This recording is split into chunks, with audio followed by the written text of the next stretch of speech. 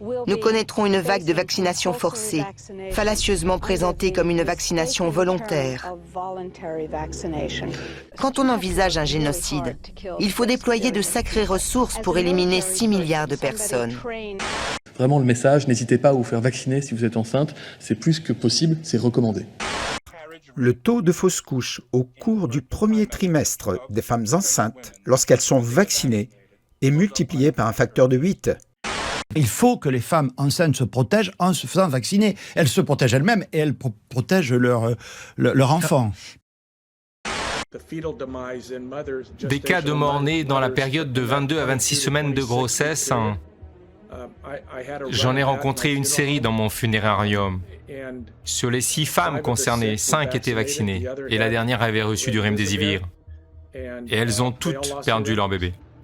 Et je redis ici que les femmes enceintes doivent se faire vacciner pour se protéger et protéger leur bébé. Nous avons vu un frigo rempli de bébés, mais il n'y a pas de funérailles. Où vont ces bébés? Cela reste un mystère pour moi. Vous voulez dire qu'il y a plus de fœtus dans le réfrigérateur maintenant qu'avant 2021? Oui, j'affirme qu'il y a plus de fœtus en ce moment dans les réfrigérateurs que jamais auparavant. Aucun lien qui existe, ni en théorie, ni dans la pratique, et ce après des mois de recul et des milliards de femmes vaccinées. Je m'occupe de grossesse à haut risque depuis 43 ans.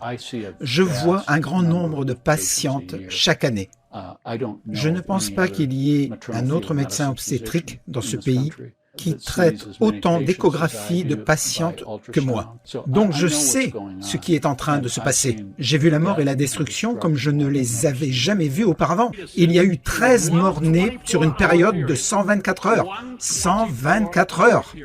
Une augmentation par un facteur de 1200 des anomalies menstruelles. Et lorsque les femmes tombent enceintes, nous constatons une augmentation substantielle de fausses couches et des anomalies congénitales. Un risque substantiel d'arythmie cardiaque du fœtus et de la malformation cardiaque du fœtus, de ralentissement significatif de la croissance du fœtus, une réduction significative du liquide amniotique, d'arrêt cardiaque du fœtus. Vous voulez dire que des bébés font des crises cardiaques dans l'utérus de leur mère? Oui, le vaccin provoque des effets inflammatoires importants. Dans mon domaine d'expertise, tout ce qui provoque une inflammation se traduit par des dommages, des blessures, la mort et la destruction pendant la grossesse. Nous le savons depuis un demi-siècle.